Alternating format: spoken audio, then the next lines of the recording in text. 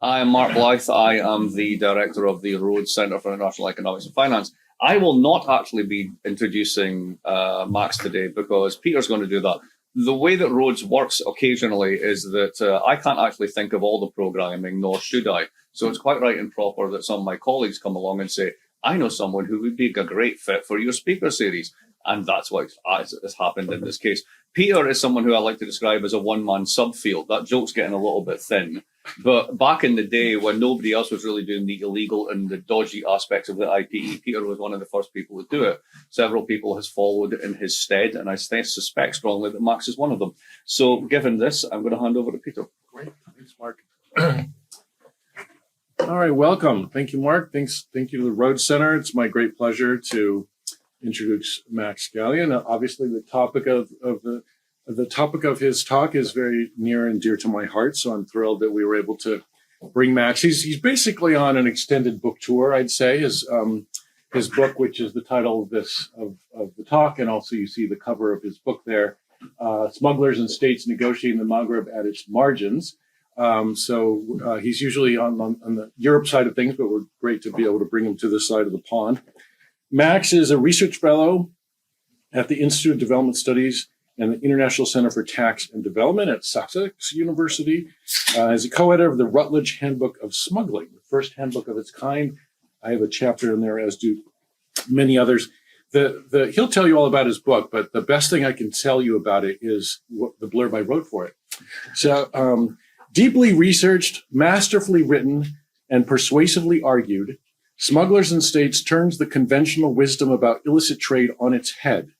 In this truly path-breaking book, Max Gallien makes a compelling case that smuggling is about state-making rather than state-weakening, and that it can serve core state interests of order and stability, and is essential to our understanding of the political economy of North Africa. So without further ado, join me in welcoming Max to the Watson Student Rhodes Center.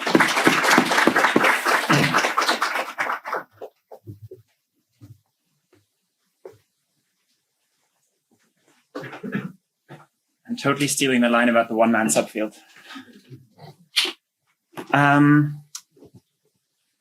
Yeah, thank you very much, Peter. Thank you for coming. Thank you so much to the Rhodes Center and the Watson Institute for having me, for Ali to help me get across the ocean and come here. It's a real pleasure to be here. I'm really, really happy to be here.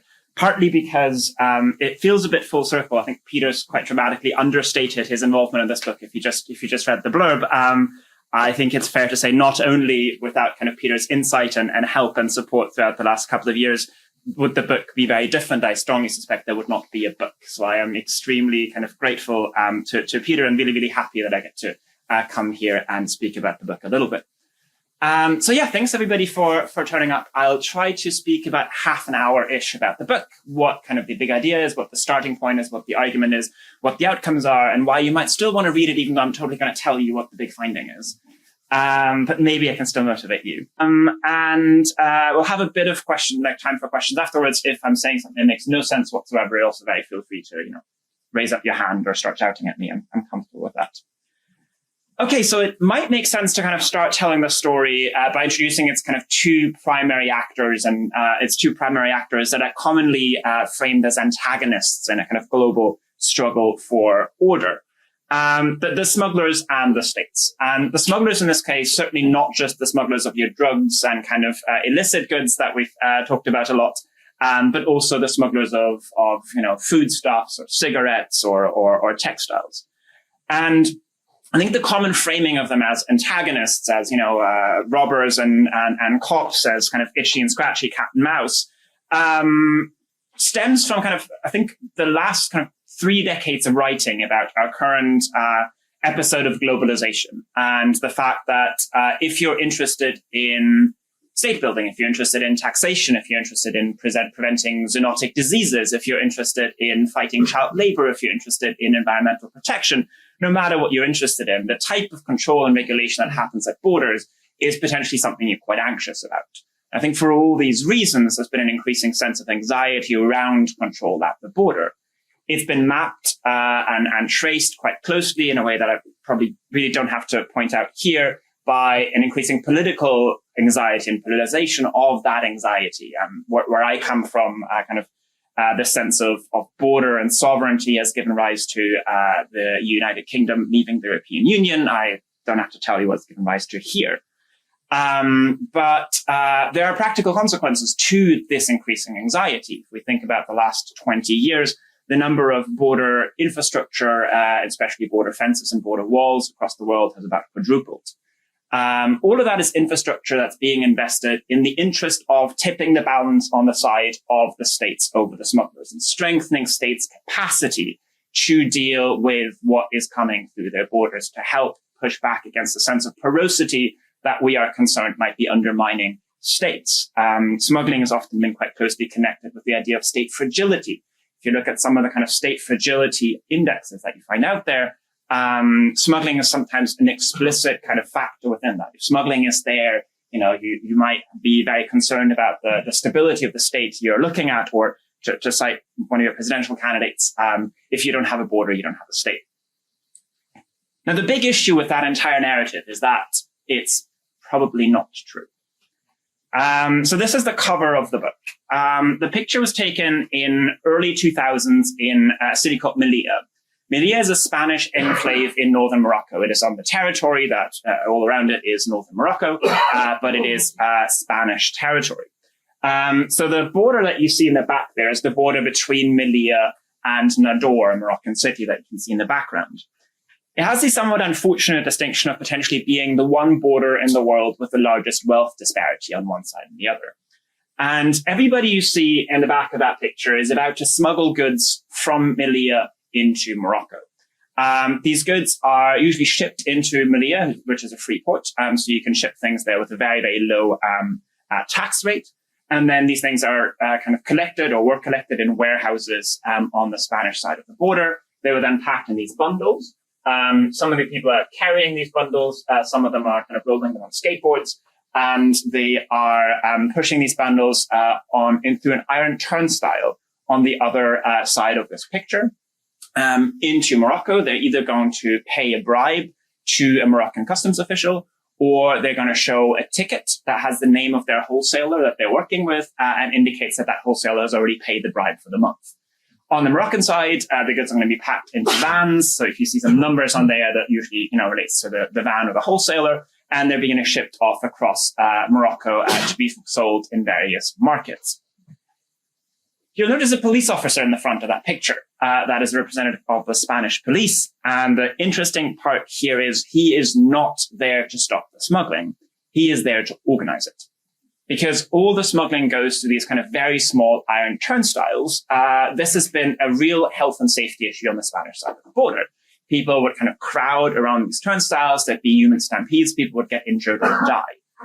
So the Spanish police has gotten increasingly active into making sure this all is a bit more orderly, and making sure everybody's in a queue, making sure people stand out of traffic, and so on. Maybe the better illustration of how organized that is the flip side of this picture, which is the line that everybody's about to go through. And if you can see the kind of the signs over that, these are the signs of a man and a woman carrying heavy goods, and they're broadly meant to say, smugglers go here.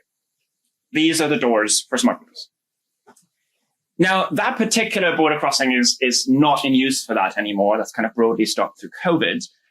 But it's, I think, the most powerful, most visual illustration of something that I found across different areas in North Africa where I've done work, which is the sense that smuggling is not necessarily happening in secret or under the radar of anybody, but it's happening in a quite visible way, and is happening in a quite structured way. And that there are these kind of informal regulatory institutions that structure how it happens.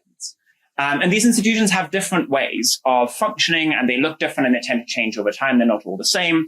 So there's one, again, on how much and what kind of things you can bring through here. Similarly, the Moroccan-Algerian border, which is formerly a closed border, similarly had kind of doors that the military would open at certain times at night, and you could bring certain things through.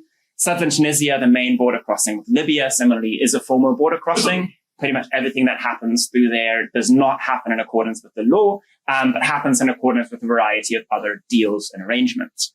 So what all these different kind of informal institutions have in common is that they are all specific to a set of goods. So they do specify the rules of how smuggling can happen at these border crossings for a specific set of goods. So if you're a smuggler of tomatoes or a smuggler of tea glasses, yeah, you can probably operate through that. If you're a smuggler of cocaine or guns, you cannot. So that already kind of distinguishes how different smugglers operate through these border crossings. They're specific to a set of goods. They're also usually unwritten. I have one case where it is written. So the picture on the bottom left there is a written version of one of those agreements that was briefly enforced in 2014 on the border between Tunisia and Libya. It was written because there was a different set of actors on both sides of the border that didn't know each other that well, yet didn't trust each other. So it was briefly written. It's signed by a local member of parliament. Everything in that agreement is entirely illegal. But that written agreement was quickly replaced again by an unwritten one. So they're usually unwritten, but they are widely communicated. The only reason I can do research on this is that people in the borderlands will know about these agreements. Smuggling across the entire region where I've done work is highly, highly labor intensive. So these agreements regulate how tens of thousands of people go through the border. So they're widely communicated. They're not written, but people are aware of them. Perhaps most interestingly, they are impersonal. We often think of smuggling as something that's embedded in relationships. That, you got to know someone, policeman's your cousin, or you're part of that particular gang or part of that particular network. A lot of the agreements state that people can do this in a certain way, or people who have certain papers. In the case of this, you want a residency card of the Moroccan city in the background, can do this under certain conditions. So these are impersonal agreements, which is not how we usually think about these things. And finally, and most relevantly here, they are on the radar of the state. So the idea that these things are happening under the radar of the states are unaware of them, is clearly not what we're seeing here. It's also interesting to see that they're on the radar of a state in a relatively structured way. So this is not the story of like two particular police officers who set this up and who are taking bribes, but as different state personnel cycles through being stationed in this place, these agreements change in details, but in their broad scope stay relatively similar. So smuggling is regulated. This is, surely no surprise to Peter. It's surely no surprise to anyone who has done work on smuggling. This is also not just a North Africa story. We find these institutions across different types of cross-border trade across the world. But it really challenges this original narrative of the kind of smugglers and states as kind of cat and mouse. It challenges that kind of antagonism. And I think it really challenges how we think about states engaging with smugglers. So that is the starting point of the book. The book starts really with this assumption that, okay, if smuggling is regulated, what does that mean? What does that mean for how we think about its relationship to state fragility? What does that mean for its relationship with kind of concerns about border security that we live through today? And why do states tolerate this? What is the political function of smuggling? So that's what the book tries to do. I'll also say at this point, I'm just going to show you a lot of pictures that look like this. I worked with a Tunisian magazine called Nawet, and they had a wonderful cartoonist who did these cartoons about the books, and I really love them. So you're going to see quite a few of them. Guys called Uthman Salmi. This is just me giving credit where credit is due. Cool. So in order to figure out where we trace that relationship between smugglers and states, I am using a political economy framework that's been very popular in the UK in the last couple of years, but I don't think has really made it across the Atlantic yet. It's called political settlement theory, which I'm not going to talk too much about because this has already probably been more boring than you expected a presentation about smuggling to be. But it broadly is a competing framework to new institutional economics, and its broad kind of insight is that it's not necessarily the institutional design that matters. It is whether these institutions channel resources to key groups in order to make them support the overarching arrangement of power, which means it is a little bit more forgiving to the existence of informal institutions as something that can be part of a stable arrangement if these informal institutions channel resources to groups that would otherwise undermine the state. So it is very active in kind of tracing the type of side payments that exist in many governing structures in order to usually keep elites on side. So the key thing I think for our purpose here to say about this framework is that it starts with regulation. So it starts with regulatory institutions. It starts to look at how stuff is regulated. It then looks at rents. It looks at who is benefiting from it, who is making the money off it. And then finally, it traces things to kind of the macro level, and tries to look at, okay, these people who are making money off it, what is their bigger role in maintaining the overall structure of the state, in maintaining overall political stability? So consequently, it's quite useful for me because it allows me to go from these really tiny informal institutions that we're seeing at the border to what do they mean for state building? And I think it's quite important to do that step by step, because I think there's a tendency in the study of smuggling to find these type of institutions locally and jump to the conclusion of what that means for state building, depending on what you think about the state. So if your view of the state is very much about formal institutions and laws, your immediate conclusion from this would be that there's some undermining of the state going on here, that there might be some criminalization of the state going on here.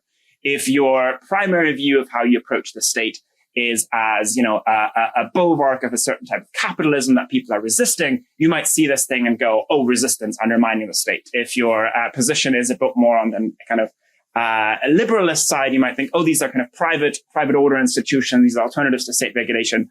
All of this, I think, is very assumption driven. And what I'm trying to do here is kind of walk that through step by step empirically. Very briefly on what this is based on. So the book is based on kind of a 2-by-2 comparison across two levels. One is it has two case studies.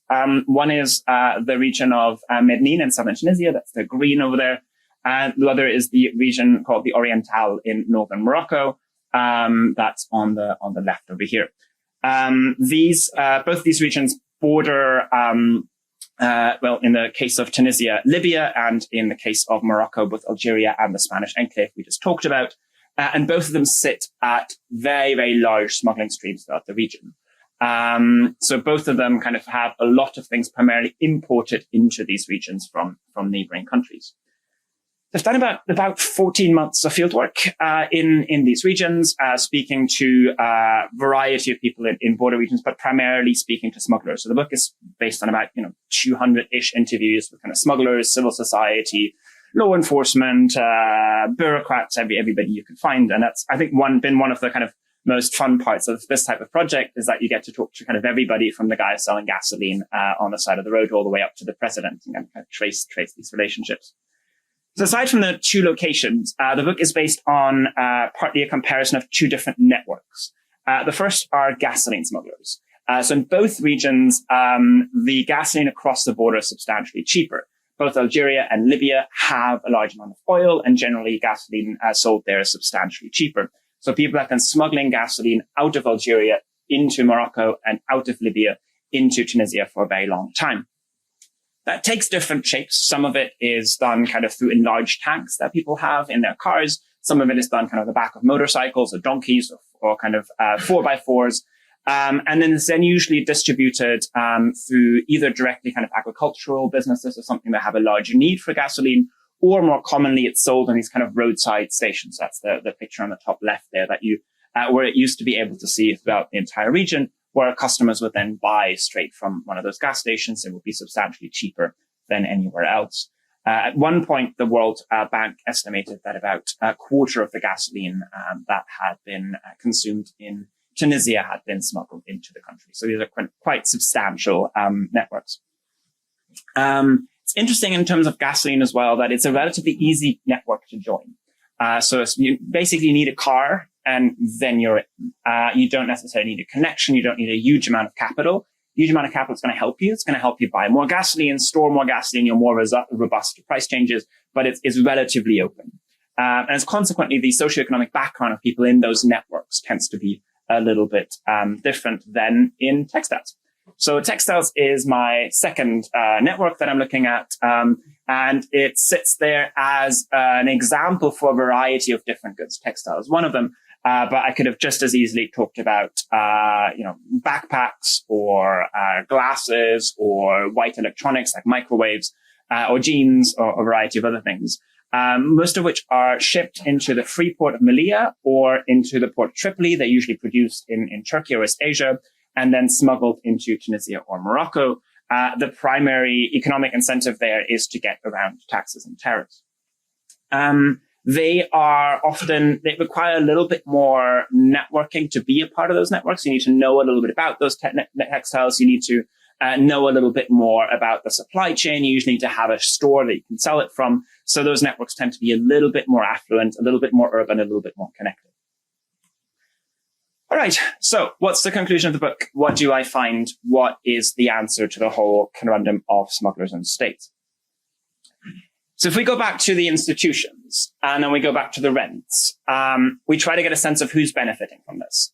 And the first couple of groups are pretty much the ones you'd expect. The first group to really extract rent from this business are security forces, right? Security services, very, very heavily involved in basically taxing this business through either bribes at the border or roadblocks all the way from the border. Sometimes, within a couple of miles from the border, you get like 14 different checkpoints from National Guard, military, police, all who are taking their cut. So they're benefiting from this dramatically. Local municipalities also have gotten very good at taxing this. So a lot of these goods are usually sold on what used to be kind of informal weekly markets, which municipalities are able to tax. So some of the municipalities in the border have gotten very economically dependent on this.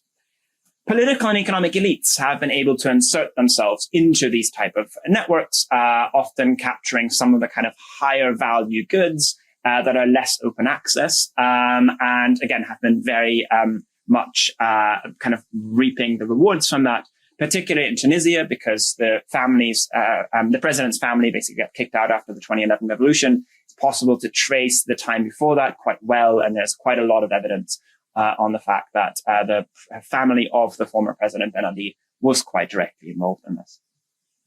But I think my argument is that it's none of these groups that are the primary reason of why this exists, why states engage with it, and why they structure it in the way that they do. My main argument is that this is basically an informal subsidy for borderland communities. It's the fact that tens of thousands of people work in this, and even more people live off this. Both of these regions that I did work in are regions where there's very little else going on economically. Both of these are regions which in kind of post-independence political settlements have been marginalized. Kind of a lot of the formal investment went into political and economic centers. There's very little else going on in the periphery. And there was a relatively explicit agreement that these type of activities would be tolerated in those areas. And I think that's also one of the reasons why we see that they're purposely so labor intensive, so that a lot of people get involved in this and a lot of people can benefit from this. And I think the most fascinating thing about this for me has been that is very, very explicit. So this is a quote from one senior bureaucrat in the municipality of Gallien who said, "Sometimes it is the law that secures the social peace, but here we have a special situation. Here it has never just been the law that secured this. Here was always Libya." And when he says Libya, he means smuggling from Libya, that provided for people. People turn to Libya first, and they only turn to the state second if there are problems with Libya. Member of Parliament from the region that I discussed in Morocco. It was always the informal economy who created all this, both in the days when the border was open and the days when it was closed. Everything we have created and developed here is thanks to the informal economy. If you've done any of kind of political economy of the Middle East work, there's always a lot of talk about the authoritarian bargain. The authoritarian bargain is meant to describe kind of state-society relationships as they existed in kind of post-independent state-building periods that were often kind of populist, nationalist state-building that involved a lot of employment in state bureaucracies, a lot of employment in kind of public sector, as well as subsidies. The idea was that these goods were exchanged for a sense of acquiescence to these new regimes and potentially the authoritarian tendencies. So I think the argument I'm making here is that there's always been alongside that a second bargain, an informal authoritarian bargain, where the forbearance of the state to tacitly allow some of these activities has similarly been exchanged for the acquiescence to these regimes. I think it's a bargain that we talk about now more. We talk about the kind of the crumbling of the old authoritarian bargain, the renegotiation of the social contract, the informalization of the authoritarian bargain. But I think one of the things I find here is that this has existed for a long time. And interestingly enough, it's been very explicit. People feel very aware of that. So it's important, I think, partly to recognize that because it adds another bit of the history of state building in the region. But I think it's more important to recognize that because these bargains are increasingly crumbling. So smuggling across North Africa is increasingly under stress. It's partly as a result of COVID that led to border closures, partly as a result of international supply chain issues, partly as a result of wars. So very, very explicitly the war in Libya, but also conflicts in the Sahel. And partly as a result of increasing investments in border infrastructure, largely funded by the European Union and the US, and largely resulting, especially post-2015, from increasing European anxiety about porous borders in North Africa and people moving across them, especially with concerns around terrorism and migration. These different kind of effects have not been the same everywhere. There's some areas where smuggling is still doing really, really well, other areas where it's pretty much collapsed. The effects have also not been homogeneous across networks. There's no indication so far that these heavy investments in border security have done anything to drug smuggling networks across North Africa, which are generally quite highly capitalized and have no issues getting around kind of the moat.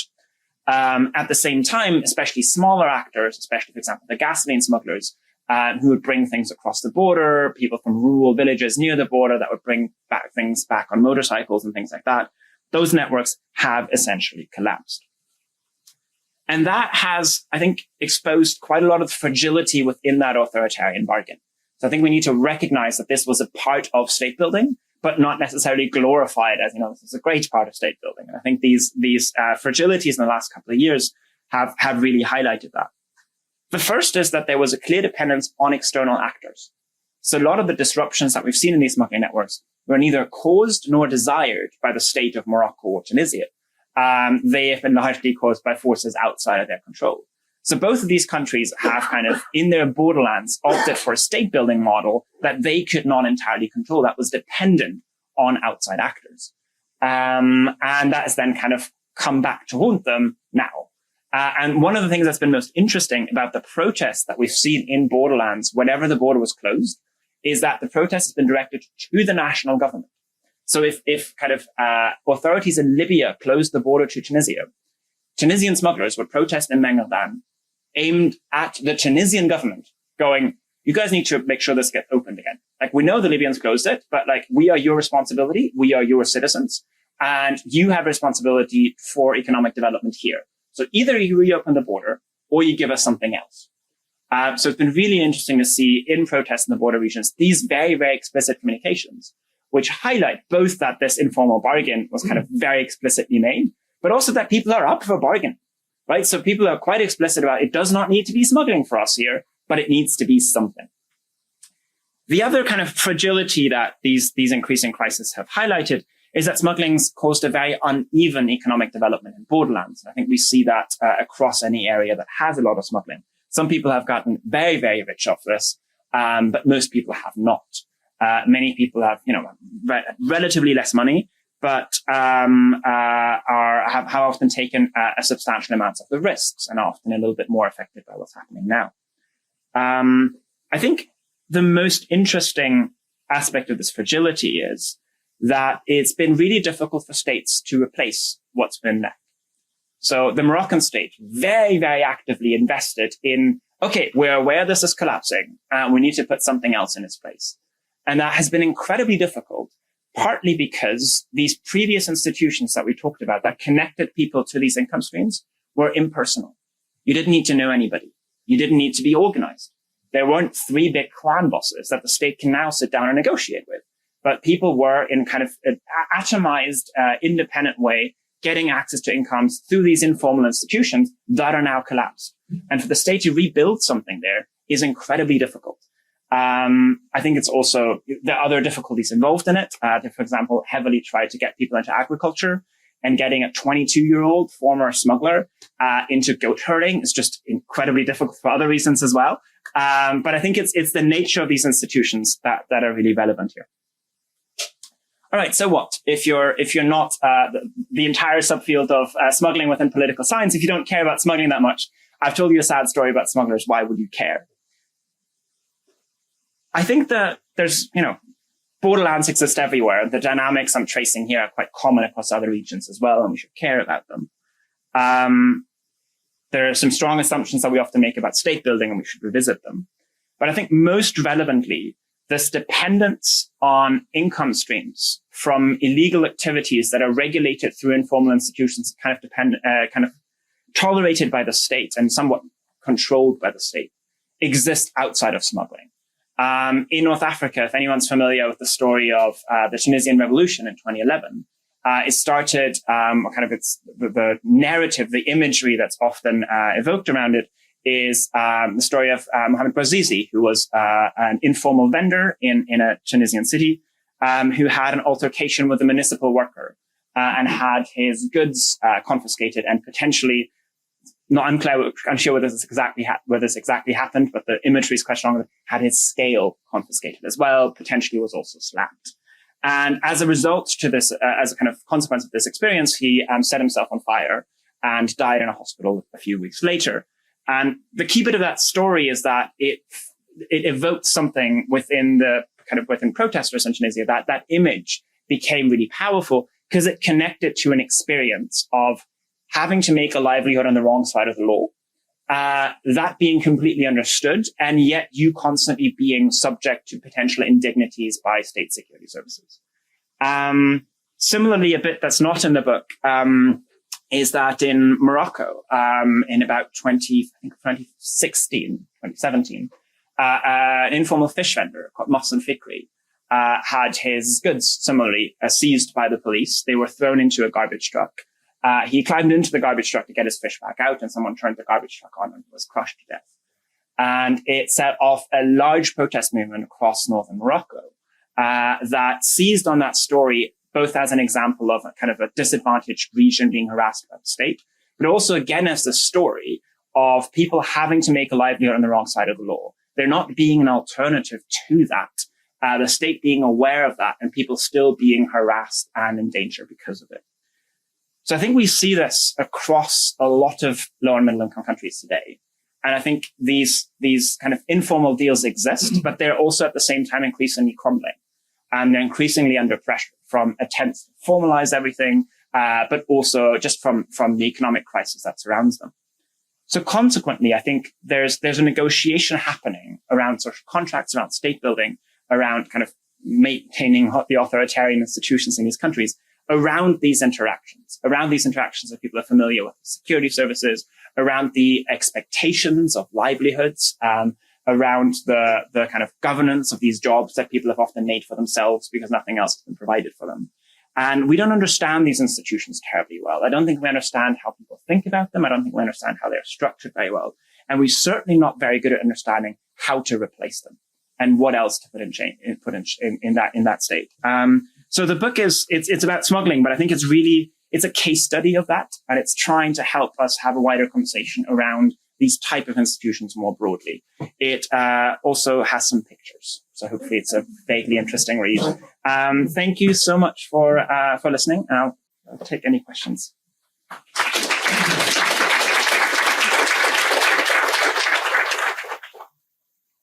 We have a roaming mic.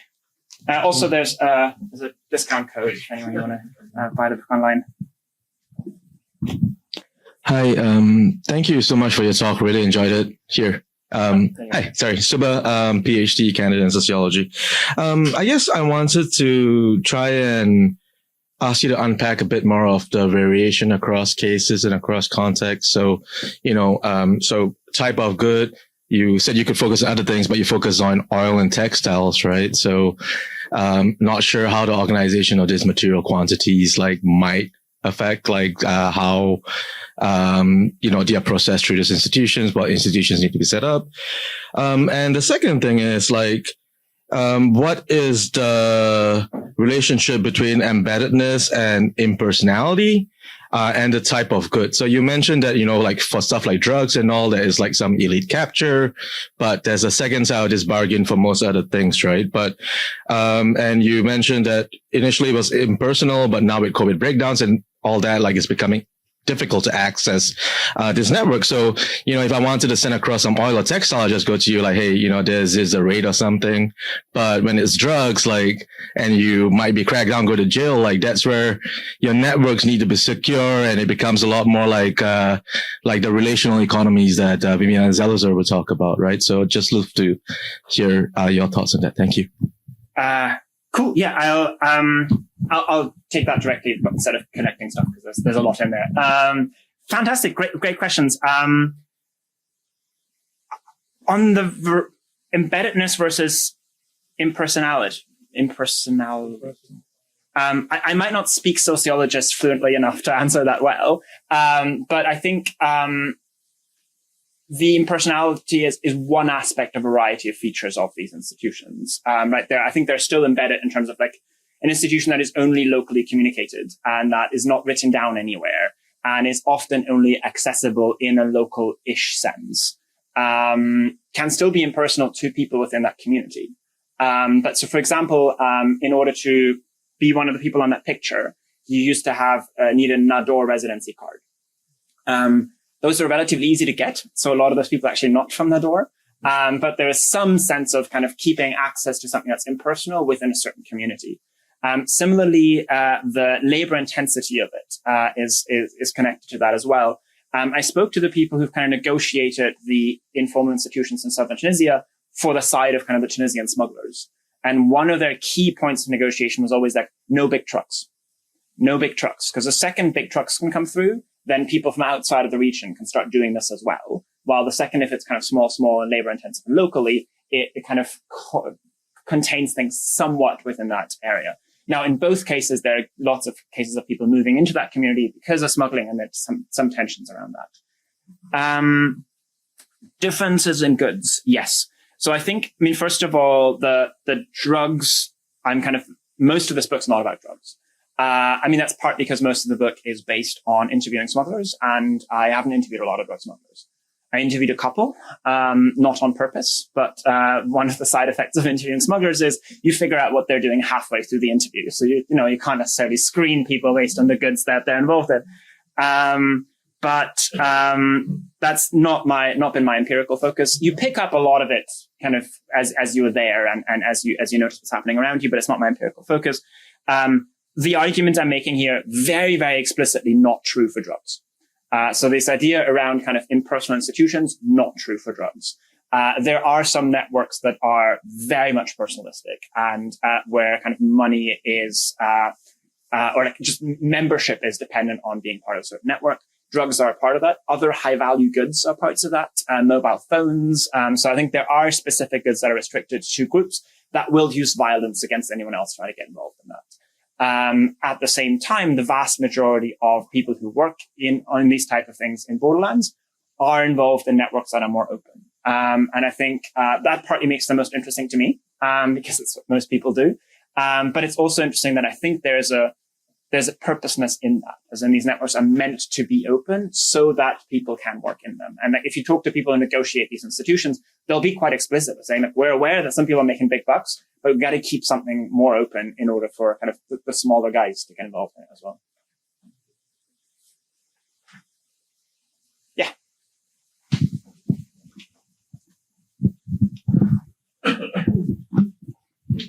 Thank you so much for coming. This seems like a super interesting topic, so I'm glad I got to learn about it today. So in the last, especially since the 2010s, Malia specifically, there's been a lot of tension with the issue of migrant smuggling. It's been a real hotspot. And I was wondering if you noticed any kind of nexus between the smuggling and maybe migrant movements through the region, or if they seem to be pretty separate sectors. This is an excellent question. And I think that's a lot of the attention in these regions has been from that perspective, especially in Europe. There is migration across these borders as well. Some more regular, some more irregular. There's been a lot of movement, especially more recently, out of Libya, on the border between Libya and Tunisia. There was less of that when I did this work. It's definitely picked up a lot more. The border between Melilla and Morocco is technically very close. It's technically very fortified, so there's not a kind of day-to-day migration. But there are repeatedly movements of especially sub-Saharan migrants across that border into Spain by trying to climb or rush that fence. So the symbolism of that is really, really striking. You might have seen some pictures in newspapers at some point. There's a golf course on the other side of that fence. And there's every time this happens, there's pictures in the newspaper of people playing golf in the front. And then you see migrants basically at very, very great risks to themselves climbing the fence on the other side. Reason for me saying all this is in the public consciousness, these things are really closely connected. In policy on this, these things are really closely connected. In how people approach this, they're really closely connected. On the ground, less so. So I think the borderland communities and migration mobility, very closely connected. People who live in borderlands have people on the other side or might have histories of migration. But in terms of it being the same people who bring stuff over, less so. I haven't met many people who kind of primarily do microwaves, but also do a little bit of humans. That doesn't tend to be the way it goes. I can't rule out that it also exists, but I haven't seen much of it.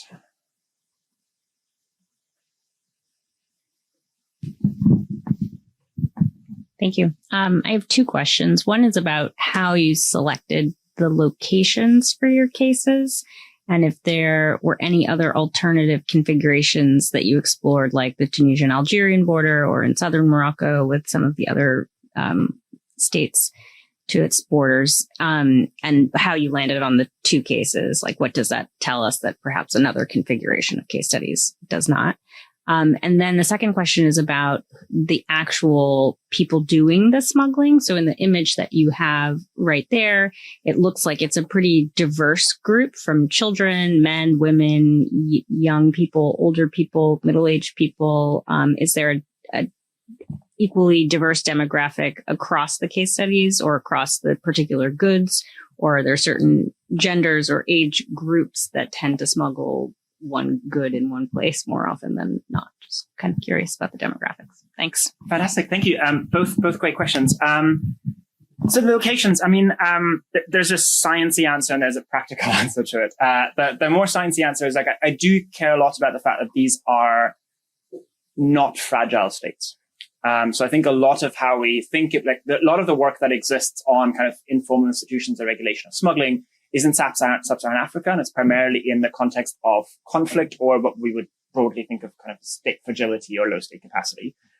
These are not case studies of that, right? So these are both countries that, are not high income countries, but have a certain amount of state capacity, and are able to employ that in certain ways. So I think that was something that mattered a lot to me. I'm often a little bit careful with the external validity to other goods, like again, especially drugs and humans. There's limitations to that, but I think I see a lot of similarities with what I'm looking at here and the kind of smuggling of illicit goods in borderlands and a lot of other lower income country contexts. The more practical answer to it is the obvious other case. I mean, there's security limitations to what you can do in North Africa. There are a couple of borderlands that have that are very economically dependent on smuggling. And that was kind of what I was looking for. These two are primary examples of that. The Tunisian border with Algeria is the main other one. I mean, the Libyan border, like on the Libyan side would have been great. I could not get into Libya. The Algerian side would have been great. I could not get into Algeria. The Egyptian-Libyan border would be really interesting. It's impossible to do research as a British-based PhD researcher in Egypt at the moment. And the southern Tunisian-Libyan border, southern Tunisian-Algerian border, I think would have been really interesting. There was a lot of armed group activity there at the time. And it was already a very tense negotiation with my university, my insurance, and the Tunisian police that I could do work on the Tunisian-Libyan border. Algerian border was not an option. And I'm not sure either of those would still work today. The people who do it, yeah. So this picture has some women in it. And this is the one border crossing in the region that I'm aware of that actually had a substantial number of women involved in this. It's not all of them, but it's maybe about 50-50-ish. And there's been a huge number of international press attention to that. The New York Times did a video, Spanish press often does videos because these are women smugglers. This is the only context in North Africa where I'm aware where there are women involved in smuggling. Pretty much everywhere else, it's all men. And there will be a story that 3 villages over there once was a woman who smuggled, but it's largely men. That being said, smuggling networks are complex and moving stuff across the border is not the only thing. Women are involved in a variety of other parts, repacking or selling or I think we can't rule out that women are involved within these networks in other ways, but the visible act of moving stuff across the border, across most of these other borders is just men. This is an exception, but it is not an empowerment story. So it's also not I think some people have looked at this and gone, yeah, women smugglers, go. I've interviewed quite a few of them, and these are absolute harrowing stories of how people ended up in this work. This is the worst kind of smuggling work you can do. You're not your own boss. You're working for someone else. You're extremely poorly paid. It's extremely physically demanding. It's very dangerous. It's very undignified. And people are doing this. These are almost all stories of deaths in the family, disabilities in the family, divorce, and people really making very, very hard choices. So we do find women in smuggling in North Africa, but very rarely. And if so, in some of the most unfortunate positions within these networks. I should have talked about that in the main presentation. Thank you for asking it.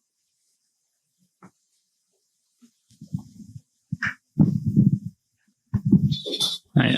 So I was wondering if you could maybe talk a little bit more about what you mean by the authoritarian bargain, because I'm just curious, because like smuggling, I guess, sort of occurs between different states, regardless of what government type. Like, I guess there's informal arrangements that occur between, smugglers in, republics and monarchies, all these different sorts of like governments. I was wondering what specifically is different, but why you specifically mentioned about authoritarian bargain, like anything specifically to do with like, I guess there's an assumption that these states would be like quote unquote authoritarian versus like say another state. So could you talk more about that? So authoritarian bargain is not the best word for it. It's, I think partly the word I use because within a lot of the other kind of Middle East, North Africa state building literature, there's always talk about the authoritarian bargain. So I'm kind of saying, well, that exists, but there's an informal authoritarian bargain outside of it. I think the more precise, description of it is, state building and economic development that is largely dependent on impersonal, informal institutions, but that's a mouthful. So I think that's why I've kind of often gone for that term. I don't think there's any reason why this needs to be authoritarian. I think we can absolutely imagine a democratic country having similar dynamics. In the region, those are currently all authoritarian. That being said, when I did most of my field work for this in Tunisia, it was a democracy. And there's been, interestingly enough, there's been lots of political change in Tunisia over the last 25, 30 years, from, authoritarianism to democracy back to authoritarianism. Policy at the border is pretty much the same. So I think that, yes, there's some continuity there.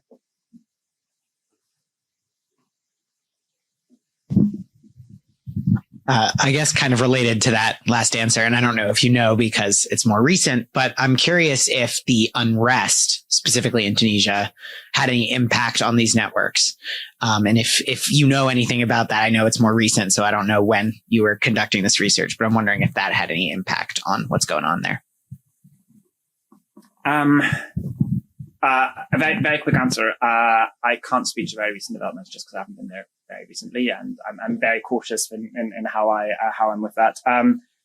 I think I'm also cautious with short-term developments with these things. There's been so many times over the last few decades where like the border was closed for 3 weeks or longer.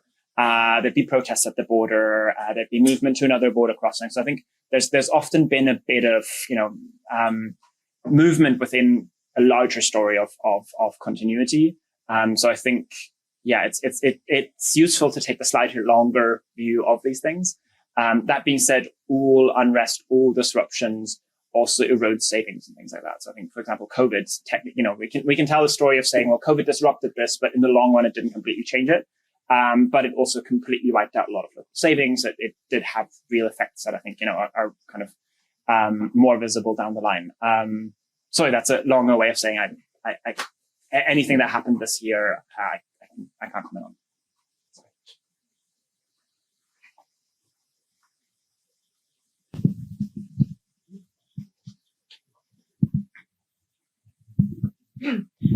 Hi, this is fascinating research, and I just wanted to pick up on your point about what happens when these informal arrangements break down, particularly in the context of increased pressure to fortify border or to build border infrastructure.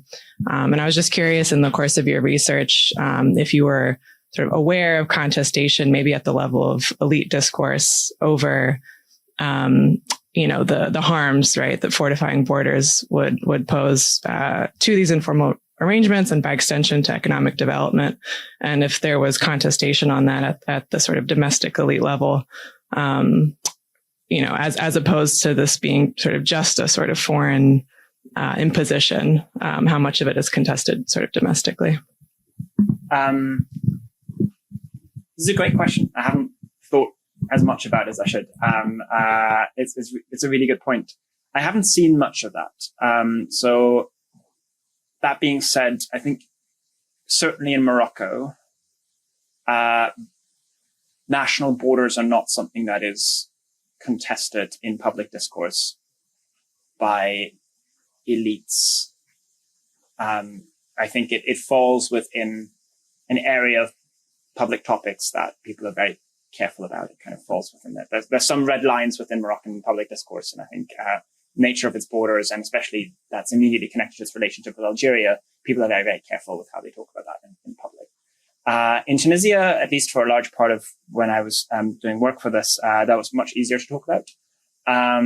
But I think Rabat's very far away from the border, and Tunis is very far away from the border, and the conversations that are had by kind of central national elites and conversations in the border are often very different. If you talk to national elites and you say, oh, I'm going to go to the border, they're like, oh, this is, got to be careful there. The people there, it's Wild West, and it really isn't. But there's a discourse amongst the political elite that's often very different from the border. People in the border are very aware of that, and I think there's a lot of anger felt around the national discourse. It's gotten, I think, very politically expedient for kind of national level elites to badmouth border communities, to assume that all the bad things in the country are coming in from there, that they're somewhat illoyal or something to the national project, and that's been a really dominant discourse that people have been very frustrated with. In North Africa, obviously, the connection then also has been to terrorism. Terrorism across the border, so maybe a border community is in league with them or something. In 2014, it's in the book, there was a meeting between the Tunisian president at the time and a committee of smugglers. The president at the time was former human rights activist. I think he was very much in the, I'll take a meeting with everybody and, I'll sit down with them kind of mode. Their first agenda item on the side of the smugglers in that meeting was, you got to make a TV program to tell people that we're not in league with the terrorists. Like this fact that they were seen within the national conversation as untrustworthy was really, really frustrating to people. So I think, a critical conversation around border security and non-fortified approaches to it, not much. You'll find people within civil society who are making arguments around that. I think especially more recently as kind of issues around migration have made people rethink how they think about borders, but not at a national league level, no. Really good question.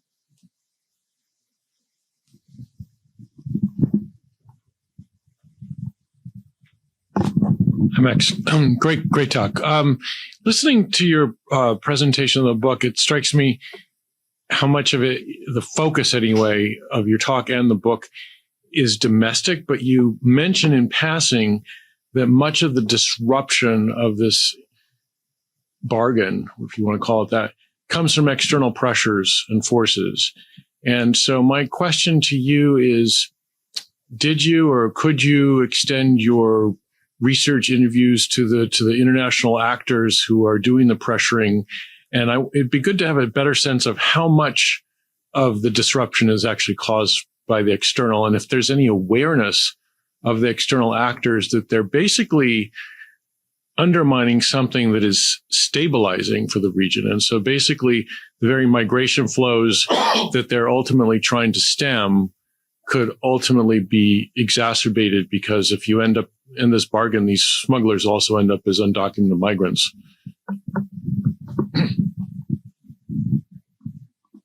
That's really, really great.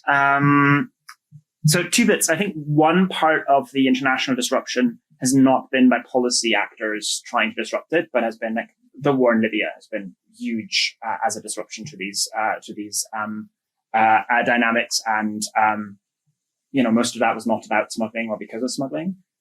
At some point, I think the conflict in Libya and the increasing economic crisis that followed that meant that for armed groups within Libya, the mass export of their gasoline across the border to Tunisia was no longer acceptable. And at that point, I think there was also armed groups in Libya saying that we're cracking down on this now. But I think some of the wider impacts of, especially what happened in the Sahel, especially what happened in Libya, but also COVID and so on, was not purposeful. The border infrastructure stuff is very purposeful. I mean, I've spent a lot of the last couple of years trying to talk to policymakers about this stuff. I'm not sure how many of them are going to read the book. But I think there's three primary challenges I found with making that argument to people. The first is that in a lot of the countries that are very involved in this, and the one that I'm from and the one that I call home are two of them, the connection between how we think about development and how we think about security is not often made. And so there's often a sense of, well, this is not our department. If you talk to the people in Germany who are thinking about border security infrastructure, they don't feel like the development conversation or the local community conversation is kind of the conversation that's within their remit or jurisdiction or interest. So I think that's one of the challenges. The other challenge is that, there are very strong assumptions that smugglers are all parts of a wider border porosity, and we got to stamp that out. And the fact that these things affect different networks very differently is, I think, a conversation that we struggle to have. I think the fact that border infrastructure is not effective at the main thing we're trying to do is a conversation that we're really struggling to have. I mean, the Libyan border the Tunisian-Libyan border is very large and very much unsettled. And fortifying that in an infrastructure way to make sure that a highly capitalized network trading in drugs cannot get through there anywhere. Even the people who are involved in funding that stuff are pretty clear on the fact that that's impossible. But it's a really difficult conversation for us to have. The final bit that makes this conversation really difficult is the alternative is expensive. So the alternative of doing real regional development in previously disadvantaged regions is incredibly expensive. It's expensive because you've got a story of there's criminality, we're going to hit it with a stick. And instead of that, we're trying to replace that with a story of saying you have a region that's been historically disadvantaged. You need to make up for that. You need to rebuild that. And that's incredibly expensive. And people don't want to have a conversation about that. And I mean, I'm German, and, we have had thinking about investing in disadvantaged regions in Germany historically for a long time. We spent a lot of energy on it and are aware that it's an incredibly difficult thing to do. Doing the same thing in a Tunisian context where those inequalities are even larger it's not something people are that keen on talking about. But it's also something we need to get better at. So if anyone has good ideas on how to make these points more palatable, it'd be much appreciated. Cool.